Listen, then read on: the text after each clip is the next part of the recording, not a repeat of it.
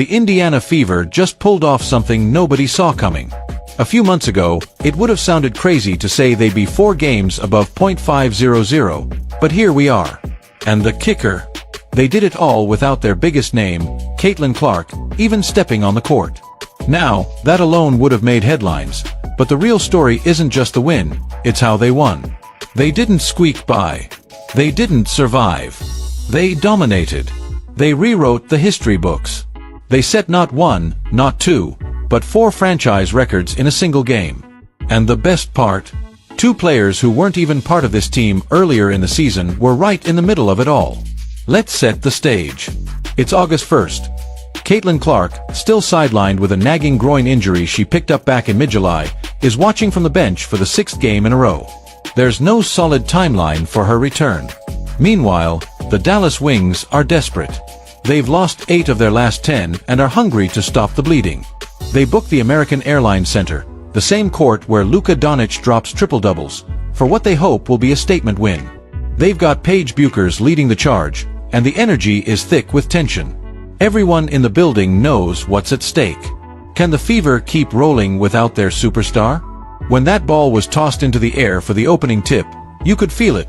This wasn't going to be just another regular season game. The Fever weren't playing like a team hoping to just make it through. They came out looking like they were claiming something. They moved with purpose, with fire. And leading that charge was Lexie Mitchell. She wasted absolutely no time asserting herself. She drove to the hoop with authority, drained tough shots, and gave the Fever the tone they needed: aggressive, confident, unshaken. From the first minute, it was clear that Mitchell was ready to shoulder the weight that Clark normally carried. She finished with 23 points on 9 of 19 shooting and looked every bit the leader this team needed.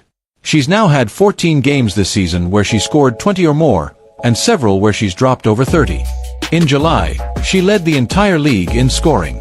This performance wasn't just about stats, it was about sending a clear message. Lexie Mitchell isn't just filling in. She's leading the way. Now, it wasn't like Dallas didn't show up.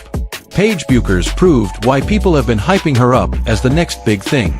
She put up 22 points on 7 of 14 shooting, added 4 rebounds, 4 assists, and came away with 2 steals. She was pretty much doing it all. The only problem? She was the only Wings player to hit double digits. Dallas just didn't have the depth that night. Even so, the game turned into a tight, back-and-forth affair, the kind that had fans glued to their seats, breath held, heart pounding. But then the free throw numbers started to raise eyebrows.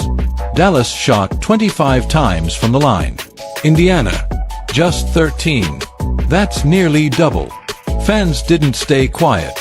Social media lit up with complaints about the officiating. People accused Bueckers of flopping to draw fouls, and even Dallas head coach Chris Quains had some words about the referees' game.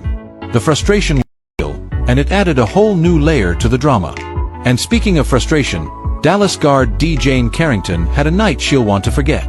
The reigning most improved player just couldn't get anything going. She finished with 4 points, turned the ball over 5 times, and looked completely out of rhythm. One moment in particular summed it all up. With under a minute left in the third, she dribbled up court and hoisted a wild, off-balance shot that had fans at home and in the arena shaking their heads in disbelief. Her struggles were more than just a bad night.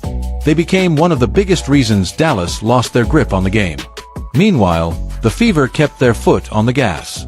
Lexie Mitchell, steady as ever, continued to drive the team forward. She knew exactly when to attack, when to create space, when to pull up for the mid-range jumper. As the final seconds ticked off the clock, the scoreboard told the story: 88-78, Fever win. But that number didn't capture the full picture.